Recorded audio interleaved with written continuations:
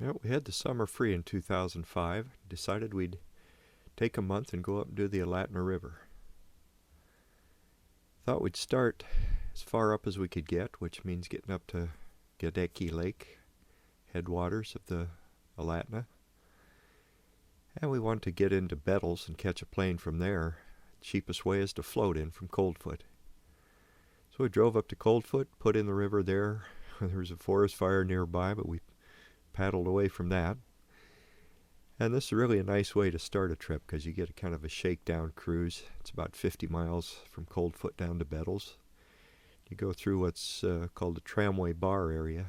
It's a nice canyon with these big hoodoo rocks sticking up out of the water. It's really a nice trip on its own, actually, if you want to do a short 3-day and then you can fly back from Bettles to Coldfoot pretty cheap. And once we got into Bettles, we had a flight lined up there from the float pond with Brooks Range Aviation. Jay Jesperson's a pilot and owner of the outfit there. And great pilot, took us in Beaver he's got there. Plenty of room for about 1,200 pounds of people and gear, so no problem getting us in. And you fly over quite a few beautiful rivers on the way. The Koyukuk at first, and then the John River, and then here we are starting up the Alatna Valley and into the Arrigetch Peaks area off to the side. We were hoping to see more of this on our way back.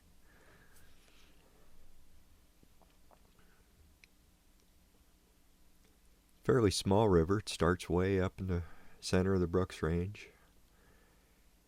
And off to the side on a little side creek you find this lake that we call it Gadeke Lake. Gadeke. Jay dropped us off there. There was ice still on the far end of the lake, but the wind had blown it clear on the south end, so there's plenty of room to land. And he didn't waste any time turning around, heading back for another load of people to go on somewhere else.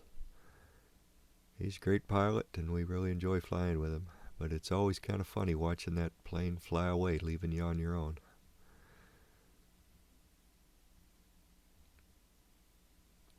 Well, we didn't waste any time getting camp set up. It's out in the open here, no trees at all right around the lake. But even though it was pretty exposed, we wanted to spend that first night. Didn't mind if a little breeze came up because it was pretty buggy right there.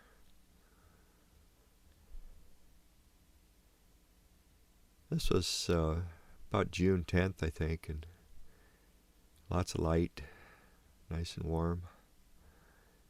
So we took a chance camping right in the open there the first night. We always like to start way up as high as we can get on a river, just so you don't miss anything. And hoping we could paddle right out of this lake and on down. So we started out the first morning after one night there next to the lake and found this small, pretty little creek starting to run out through the grass on the end. And we were kind of hoping this would lead us out. But as we got down the very end of the lake, the valley started dropping a little bit, and that creek turned into next to nothing as far as water flow. So we camped just after about an hour of paddling. Wanted to stay up in that high country and wanted to get a look at what was ahead on this little creek. It's about 4 miles down to a bigger river. Best hiking of the whole trip was up in this high country right around the lake. We walked up on the ridges for a couple days. Found this bird nest. Not sure what they are, but they let us have a look at the chicks. Beautiful ridges here, so nice hiking. It probably should have stayed up there for a week, just walking in that upper part. Get up high and get a good view of the lake. And going off the other end of that lake, you can go across a little bit of land to another lake, which runs out the other way to the north and down the Nigu River.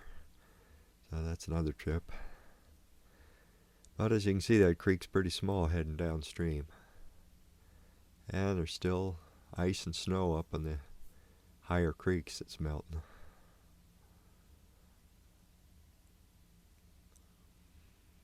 So that third morning we got suited up and really didn't think we could paddle very far down this little bit of a creek coming out of the lake, but just hoped we could line the boat with our heavy stuff, not have to carry everything for 4 miles.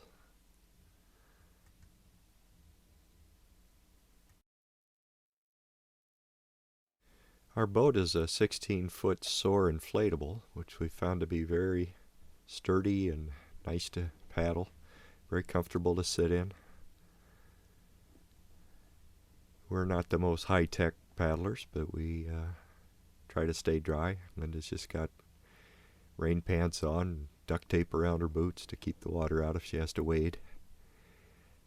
Started out in shallow enough water it would just get stuck on the bottom if we both tried to get in, so we started out walking. I'm lining right in the water, walking through the water, holding the boat back while Linda holds it out. And as we got further down, parts of the river or the creek spread out. There's still quite a bit of ice. We were just crossing our fingers that this would be enough water we could just keep lining at least. Some places had to drag the boat, and I guess we were feeling pretty strong about it.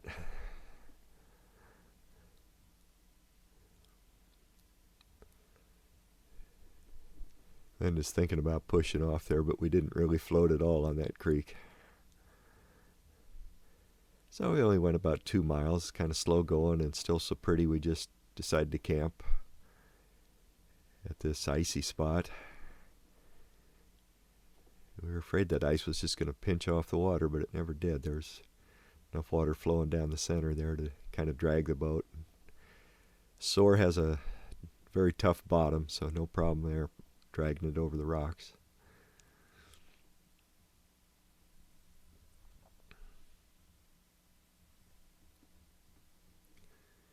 But there was never any thought of trying to get in and float down this, because you'd just be stuck immediately. There wasn't deep enough water to use your paddle even. It's funny, our guidebook had said this would be a good family trip, but man, not at that water level. You better have a tough family.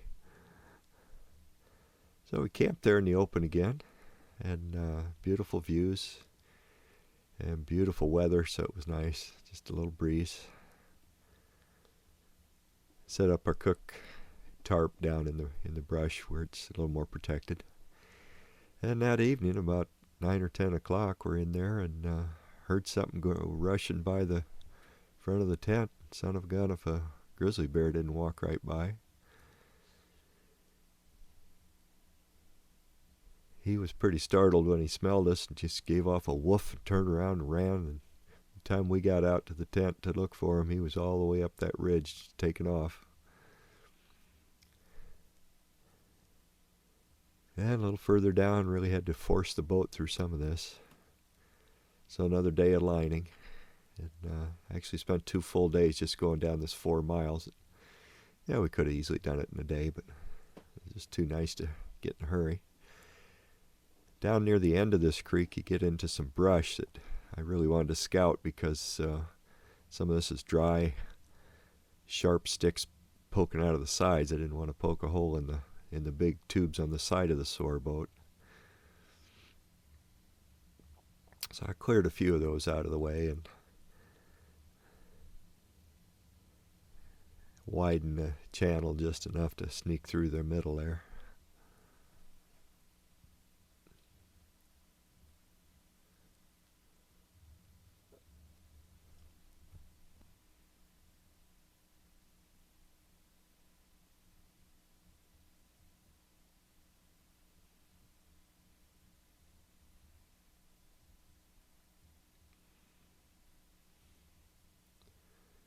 I found that those rain pants just duct taped around the rubber boots real tight was enough to stay dry most of the day. And eventually the duct tape would give way and let some water into the boots, but it was nice and warm. And didn't really matter. I suppose some hip waders would work better, but